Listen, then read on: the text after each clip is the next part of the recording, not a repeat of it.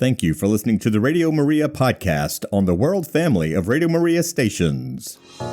Thank you so much for listening to the Radio Maria podcasts. It's thanks to listeners like you who donate that enable us to continue delivering quality content to listeners around the world.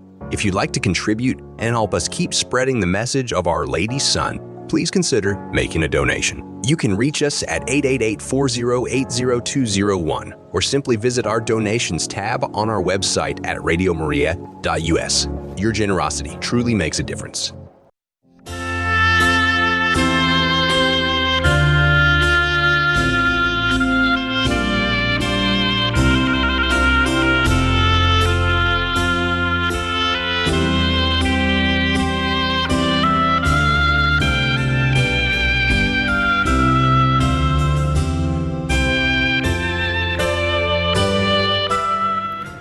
You're listening to Radio Maria, a Catholic voice in your home. We now present Talks of Pope Leo XIV with your host, Father Vincent Uke.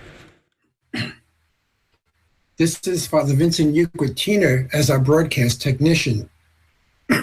This information is provided by Vatican News, which is overseen by the Diastery for Communication on its portal, www.vaticannews.va. This broadcast is live on Tuesdays at 10 a.m. Central Time and 11 a.m. Eastern Time, where you can call in toll-free at 866-333-6279. It will be rebroadcast as a recording at 8 p.m. Central Time and 9 p.m. Eastern Time. Again, that toll-free number to call in is 888-333-6279.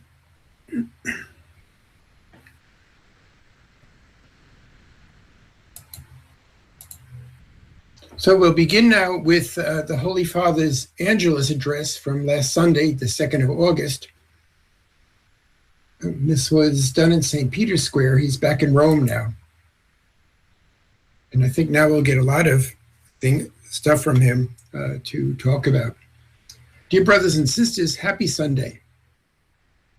When we listen to the gospel, we frequently hear that Jesus performs signs, which are acts that reveal his special dedication to us and the salvation that he brings to the world. The Lord is presented as one who gives meaning to our lives, freeing us from evil and sin. By restoring sight to the blind and hearing to the deaf, Christ is doing more than merely performing miraculous deeds. He is proclaiming to all that the kingdom of God is near. In this way, today's gospel, Matthew 14, 13 to 21, bears witness that Jesus not only restores the senses of those who lack them, but that he also fills our senses with good things. To the deaf man who regains his hearing, the Lord proclaims the good news to be heard. To the blind man who regains his sight, he shows the magnificent work of redemption being accomplished for him.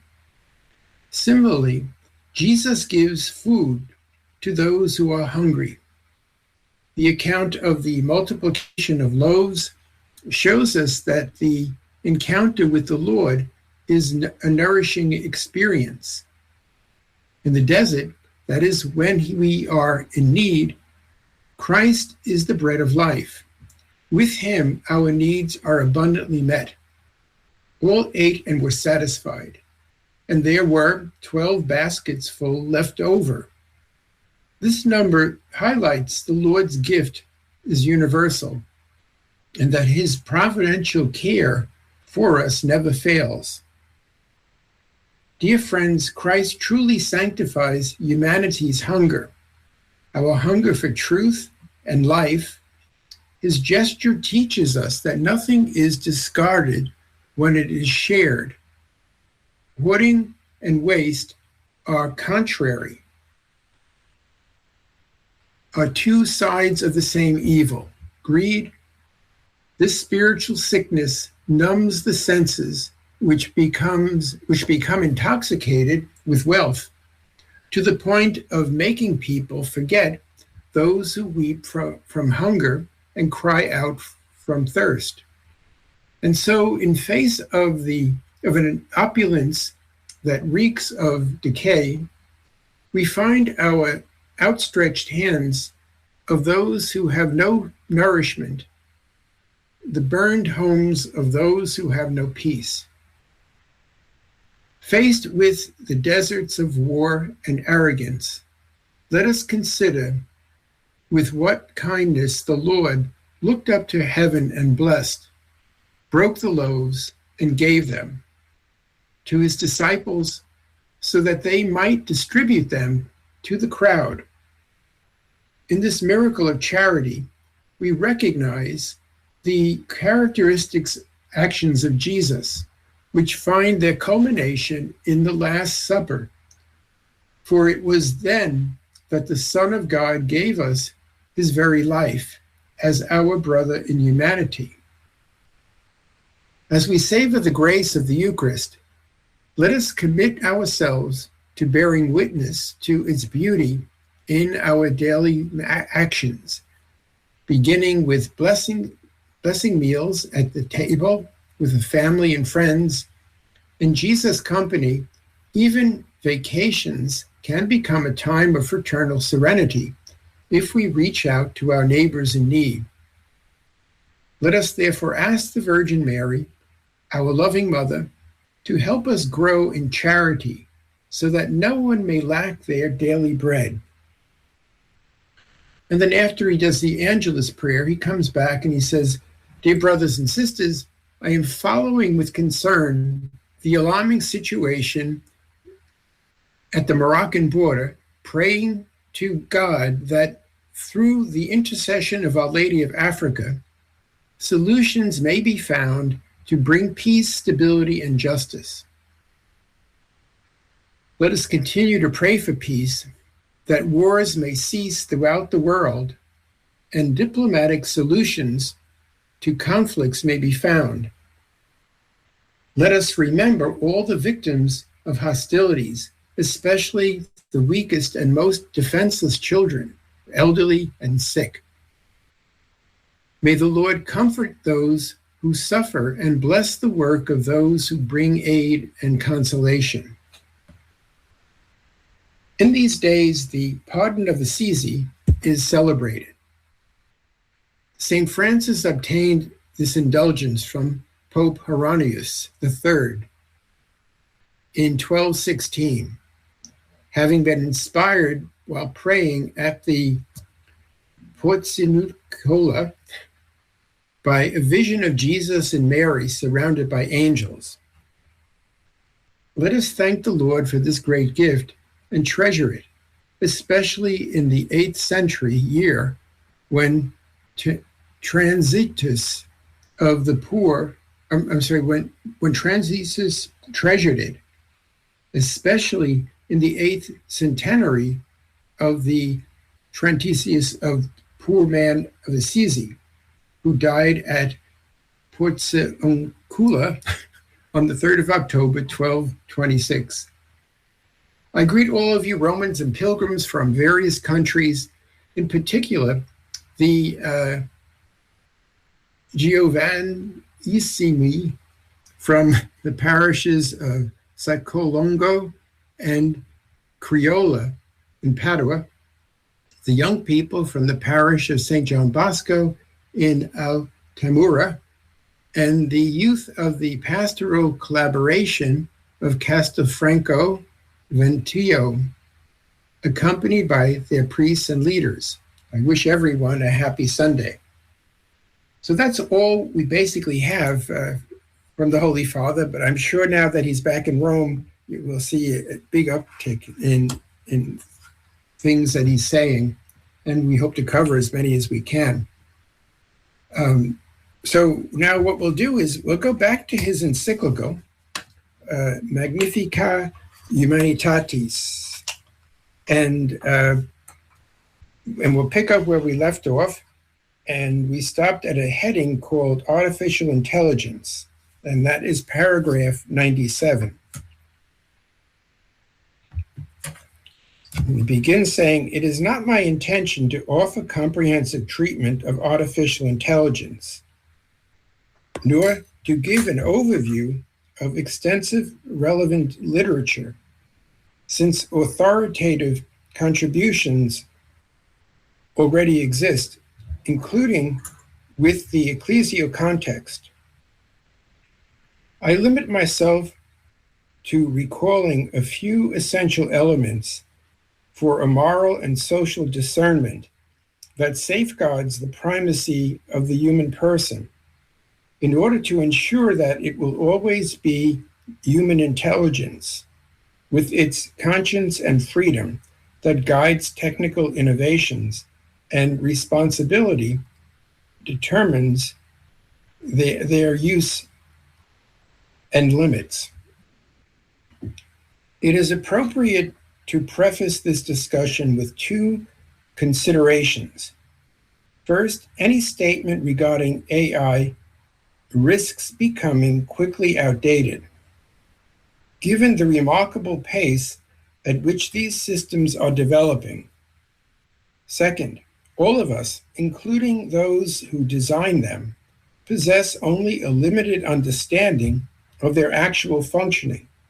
Indeed, current AI systems are more cultivated than built for developers who do not directly design every detail, but instead create a framework within which the intelligence grows. As a result, fundamental scientific aspects, such as the internal representations and the computational processes of these systems, remain at present unknown. There thus emerges an urgent need for twofold commitment. On the one hand, a deepening of scientific research. On the other, the exercise of moral and spiritual discernment. It is not possible to provide a single comprehensive definition of AI. What can be stated, however, is that we must avoid misconceptions of equating this type of intelligence with that of human beings. These systems merely imitate certain functions of human intelligence. In doing so, they often surpass human intelligence in speed and computational capacity, offering tangible benefits across many fields. Yet this power remains entirely tied to data processing. So-called artificial intelligence do not undergo experiences, do not possess a body, do not feel joy or pain, do not mature through relationships, and do not know from within what love, work, friendship, or responsibility mean.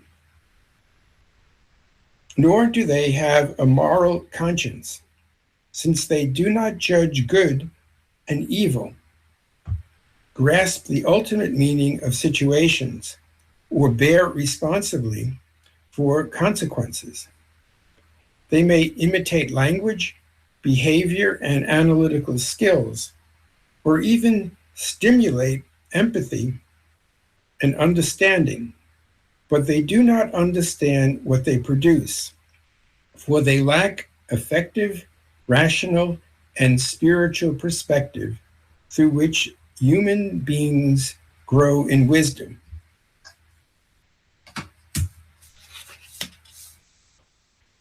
Even when these tools are described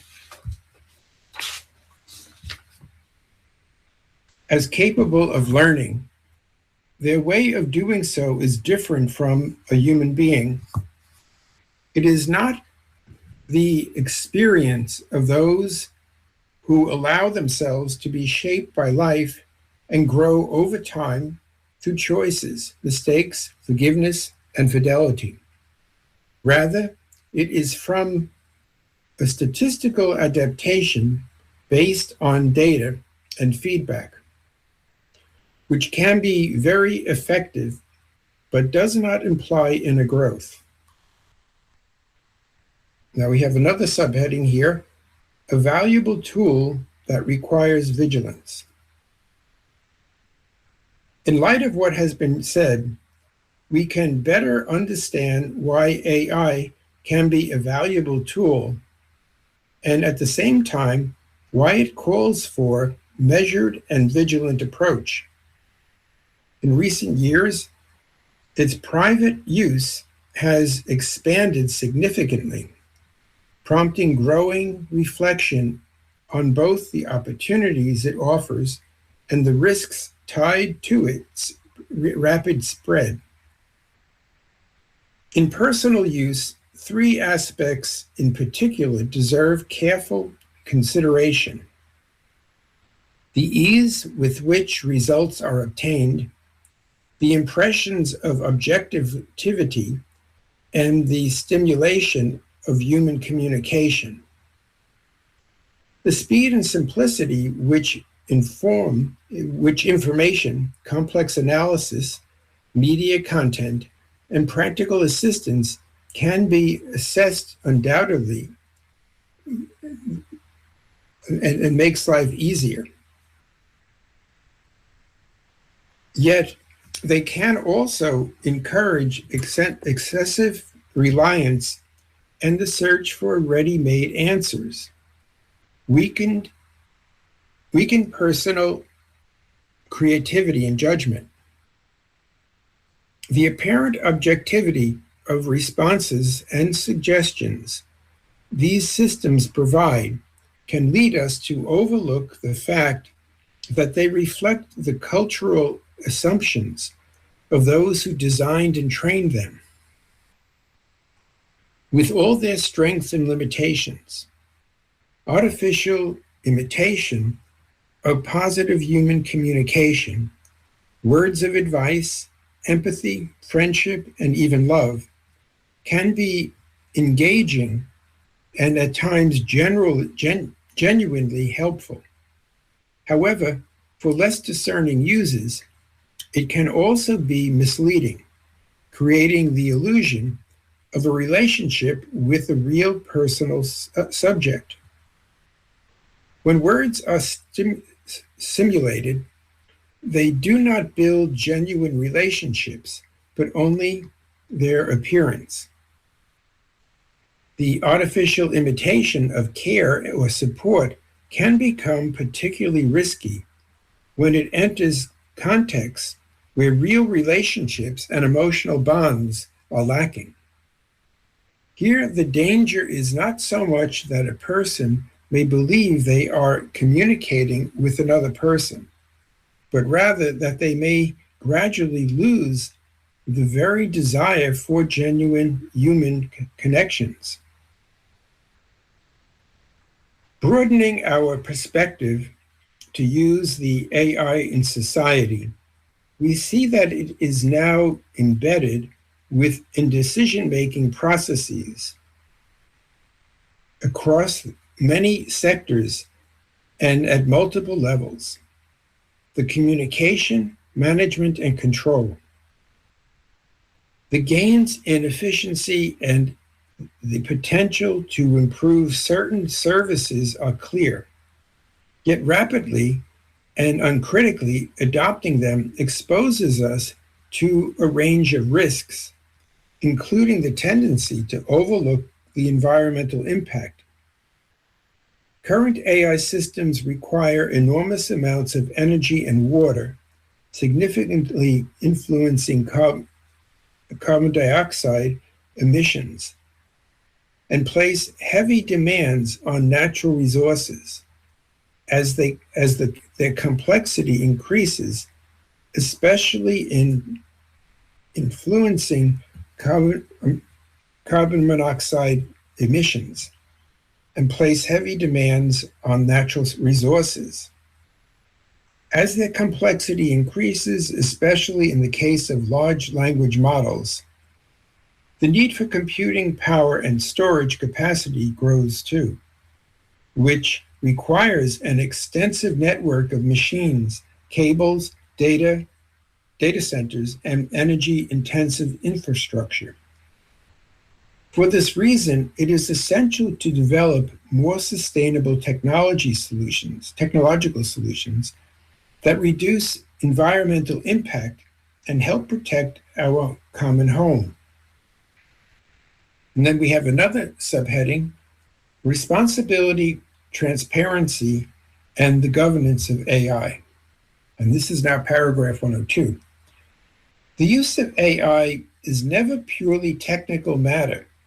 When it enters the processes that affect people's lives, it touches on rights, opportunities, status, and freedom, important and sensitive decisions concerning employment, credit, access to public services, or even person's reputation, risk being fully delegated to automated systems that do not know compassion, mercy, forgiveness, and above all, the hope that people are able to change, and can therefore give rise to new forms of exclusion.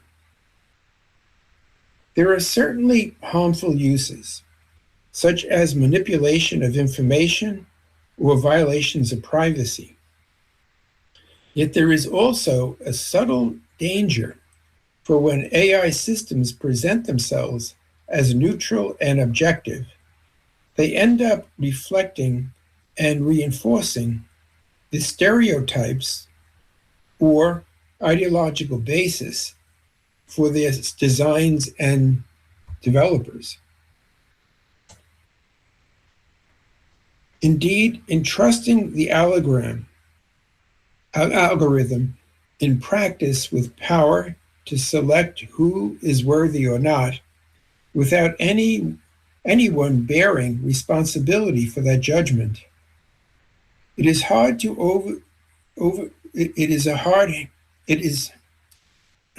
to hand over the task of redefining the boundaries of human possibilities. In this process, political responsibility is also lost, not just empathy toward those excluded, which can, after all, be stimulated. The exclusion of the vulnerable becomes clothed in a veneer of neutrality and objectivity, against which it becomes difficult to raise objections. In this way, injustice goes unnoticed, and compassion, mercy, and forgiveness, understood not as mere appearances, but as real political actions, gradually disappear from view. From this follows the simple but compelling consequence. We cannot consider AI to be morally neutral. In reality, every technical tool embodies choices and priorities through what it measures, ignores, and optimizes, and how it classifies people and situations. If a system is designed or used in a way that treats some lives as less worthy or excludes them without the possibility of appeal, then it is not merely a tool to be used well, since it has already introduced criteria that contradict the inalienable dignity of the human person. For this reason, ethical discernment cannot be limited to asking whether we are using a system for good or bad purposes. It must also examine how the system is designed and what vision of the human person and society is embedded in the data and models that guide it.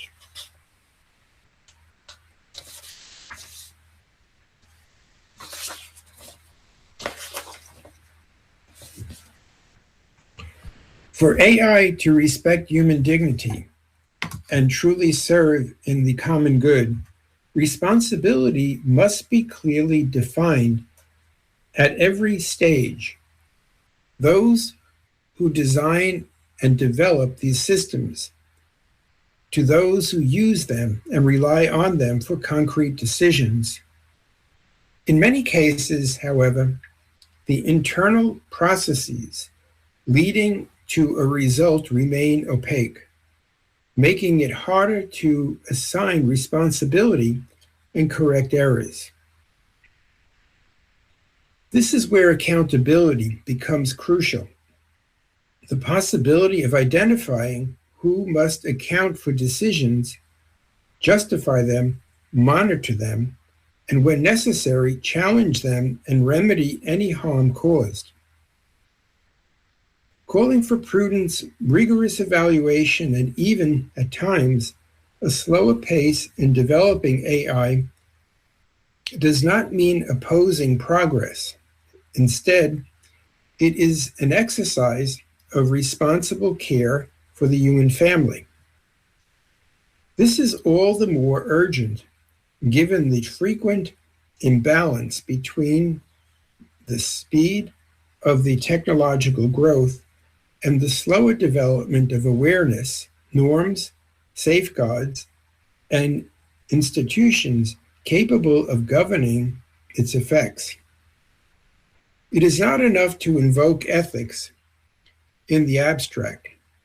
Robust legal frameworks, independent oversight, informed users, and political systems that does not abdicate its responsibility are required. Otherwise, change will be governed only by technological thinking and presenting as necessary and inevitable, ultimately imposing rules shaped by those who control data, infrastructure, and computing power. We cannot be satisfied with merely calling for moralization of machines. The so-called alignment of AI with human values, without also having the courage to insist on a further condition, the possibility of openly discussing the ethical framework involved and subjecting them to shared standards of social justice. Otherwise, those who control AI will impose their moral vision, which will become the invisible infrastructure of these systems. A more moral AI is not enough if the morality is determined by a few. What is needed is more active political involvement and that is capable of slowing things down while everything is accelerating, and of protecting the opportunities for communities still to be able to participate and ask questions. In fact, as with every major technological shift, AI tends to amplify the power of those who already possess economic resources, expertise, and access to data. In light of the common good and the universal destination of goods, this raises serious concerns, since small but highly influential groups can shape information and consumption patterns, influence democratic processes, and steer economic dynamics to their own advantage, undermining social justice and solidarity among peoples.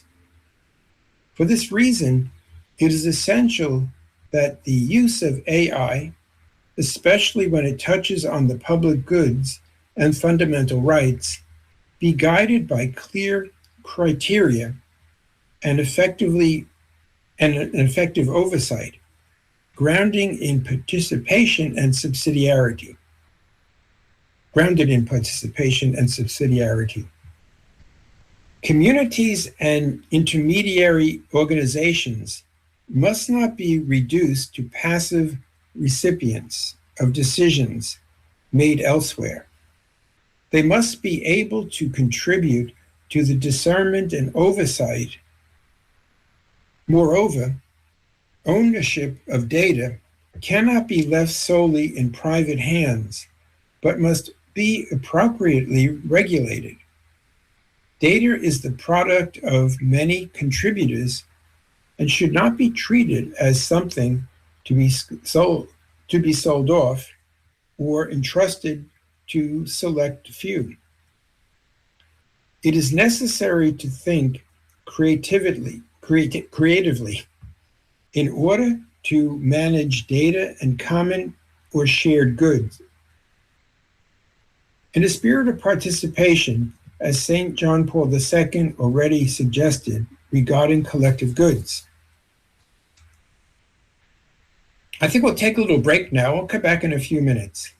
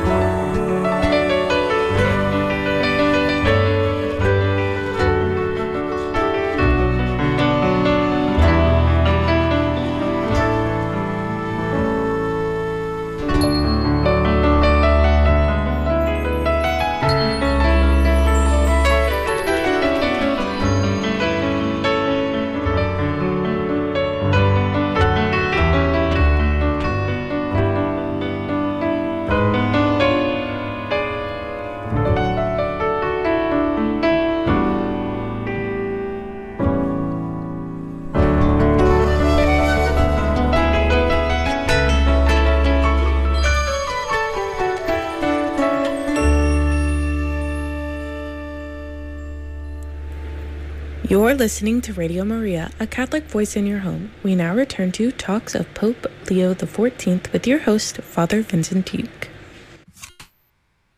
This is Father Vincent Tuke with Teener as our broadcast technician. This broadcast is live on Tuesdays at 10 a.m. Central Time and 11 a.m. Eastern Time, where you can call in toll-free at 866-333-6279. It will be rebroadcast as a recording at 8 p.m. Central Time and 9 p.m. Eastern Time. Again, the number to call in toll-free is 866-333-6279. And remember that Radio Maria is 100% listener-supported, and we invite you to make a donation to Radio Maria on its website, radiomaria.us, or by calling during the day at 888-408-0201. That's 888-408-0201. And remember, your bank may provide for automatic monthly donations. They generally pay the postage, and you will not have to write out checks or address envelopes. So now we'll go back to Pope Leo's first encyclical, Magnificat Humanitatis. And we're now at paragraph 109. The principles of social doctrine offer a framework for understanding this new reality. In a world where data, computational resources, and regulatory influence remain in the hands of a few, to speak of the common good means exposing this new form of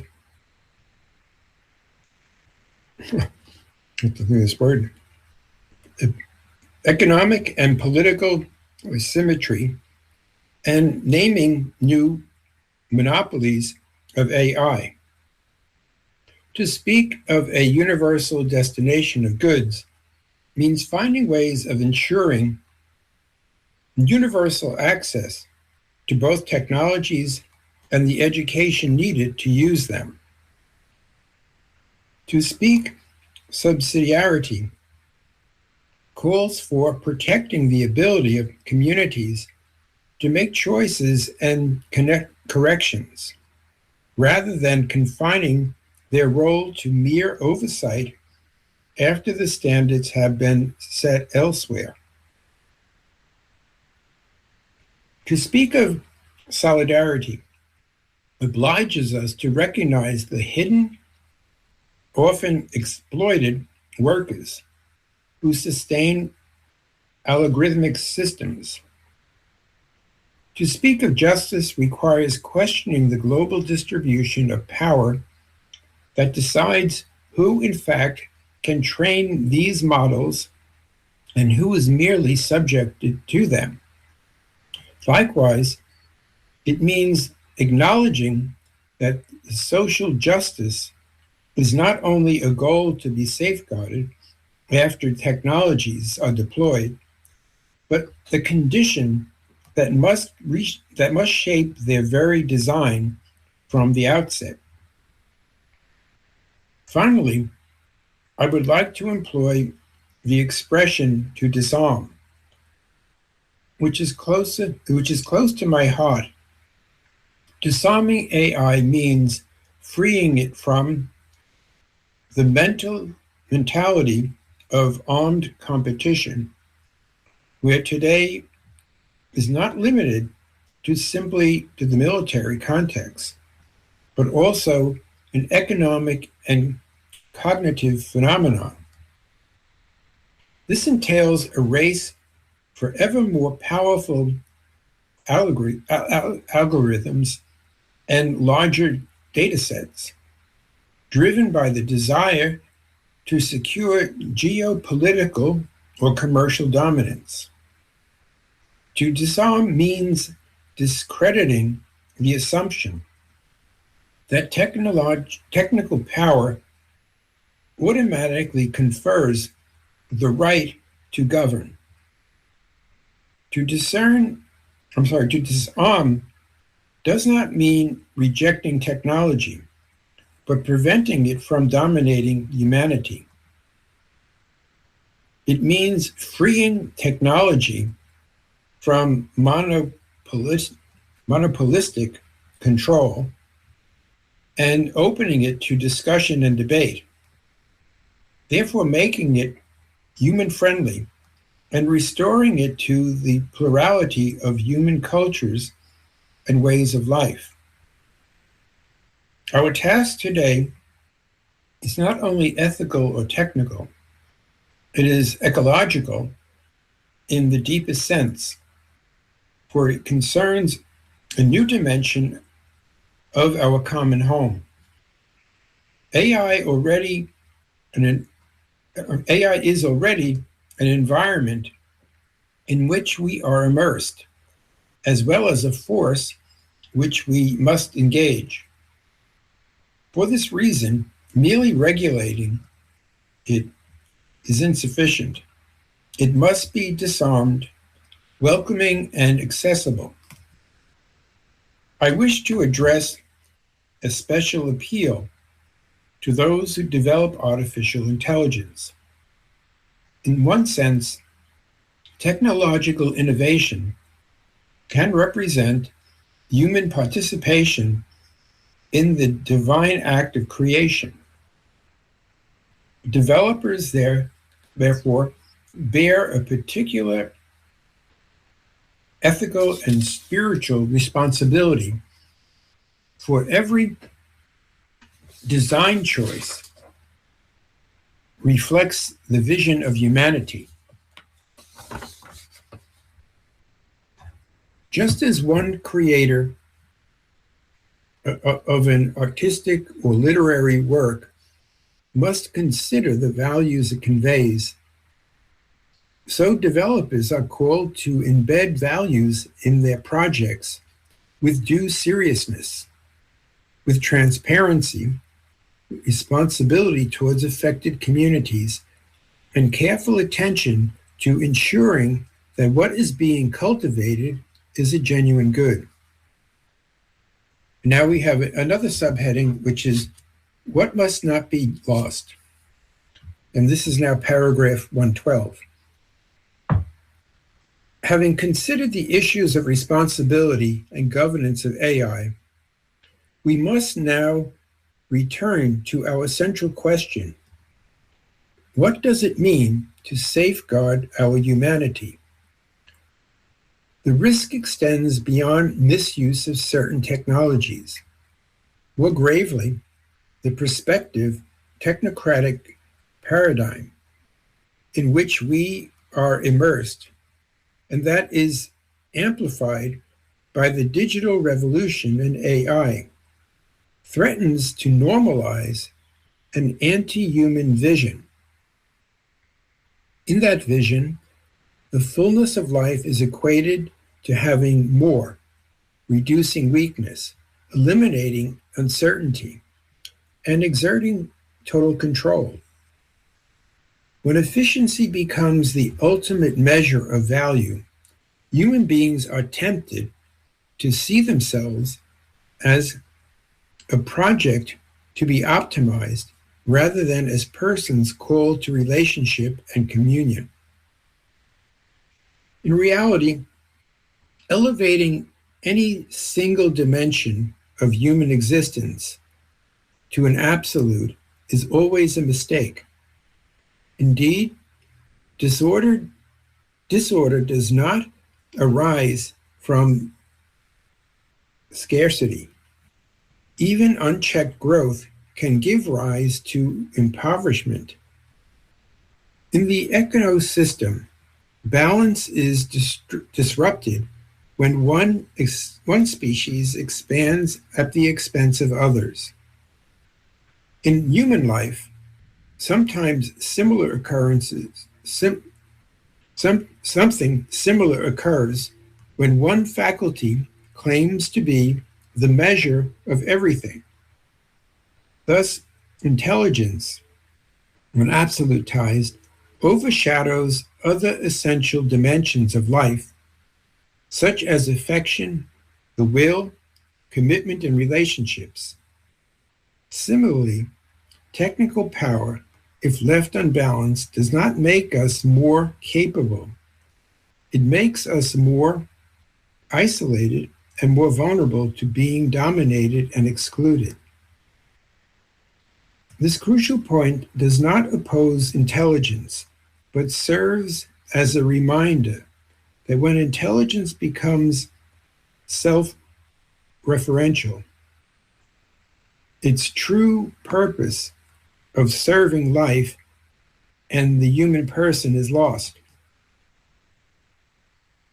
The quality of a civilization is measured not by the power of its means, but by the care it is able to offer, by its ability to recognize the other as a face, not merely as a function. The ability to care for one another is a fundamental dimension of our humanity, one that is learned and mastered through lived experience. Reading stories to a child, offering company to an elderly person, and arranging a home so that it is welcoming and simple, are simple gestures, often rooted in family life. They teach us to value care care at a societal level, and train us to recognize others as persons worthy of attention. Technology can also support this mutual care between people, for example, by providing tools that help us anticipate and organize things without undermining human freedom and judgment. After all, human beings are subjects of relationships and responsible for their own decisions. Now we come to another subheading, underlying narratives, transhumanism and post-humanism. And this is paragraph 115. In an attempt to shed light on the cultural assumptions accompanying the ongoing digital revolution, I would like now to turn our attention to certain currents of thought that interpret progress as surpassing the human condition, and which are grouped under the labels of transhumanism and posthumanism. These perspectives form an ideological background present in some centers of technological power and occupy the collective imagination in a simplified form, especially in the media and on social networks. They tend to foster enthusiasm for new technologies through a futuristic vision of an enhanced human being or a human-machine hybrid. Transhumanism and posthumanism encompass a range of currents and sensibilities, making it difficult to define them in a single, unambiguous way. They can be likened to an archipelago of conceptual islands, distinct yet connected by a common sea of assumptions, namely the central role of technology and the aspiration to transcend the limits of the human condition. In general, transhumanism envisions the enhancement of the human beings through technologies, just as biomedicine, bioengineering, devices, and algorithms with the aim of increasing performance and capabilities. Post-humanism, especially in its more radical forms, goes further. It challenges anthropocentrism and envisions a hybridization of human beings, machines, and environment, even anticipating a threshold where humanity surpasses itself in a new evolutionary stage. Even when such ideas remain largely speculative, they gain relevance by altering the collective imagination and thereby influence social, economic, and political choices. From the perspective of the Church's social doctrine, the key issue is not the use of technology as such, but the vision that underlies it. If the human being is treated as something to be perfected or surpassed, it becomes easier to accept that some lives are less useful, less desirable, or less worthy. In the name of progress, necessary sacrifices may begin to be justified, placing the burden on the most vulnerable in pursuit of supposed optimization of the species. In this regard, the aforementioned warning of St. Paul VI retains great foresight. Indeed, scientific and technological advances, when detached from moral and social progress, end up turning against humanity. For this reason, a clear distinction must be made. It is one thing to integrate technology with a human-centered, rational vision. That is quite another to be guided by an outlook that devalues human limits and promises purely technological form of salvation. Well, I think we're getting to the end of our program. As you can see, this is kind of a tough read. I'm seeing some words that I haven't seen before. So anyway, let me give you a blessing and we can move on. But also one thing to notice, there was, I think, a second incident where an experiment on AI infiltrated, I think, 3 places. And, so again, it was not happy, I guess, with what it was looking at. So it expanded to another system. And keep in mind then that these are some of the dangers of AI. As much as it's going to be very promising, but you remember big money may step in and try to manipulate people. So we got to watch out for all those kind of dangers. All right, so may the God of peace make you perfect in holiness, may he preserve you whole and entire, irreproachable of the coming of our Lord Jesus Christ, and may Almighty God bless you all, the Father, the Son, and the Holy Spirit. Have a great day, great evening, wherever you are.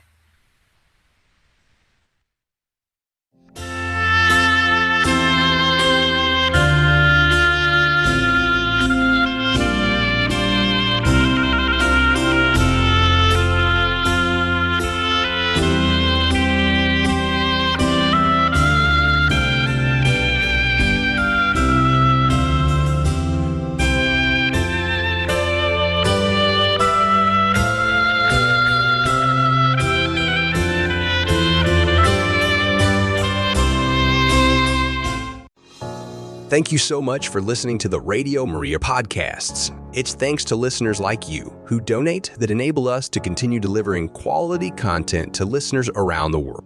If you'd like to contribute and help us keep spreading the message of Our Lady's Son, please consider making a donation. You can reach us at 888-4080-201 or simply visit our donations tab on our website at radiomaria.us. Your generosity truly makes a difference. This has been a Radio Maria production.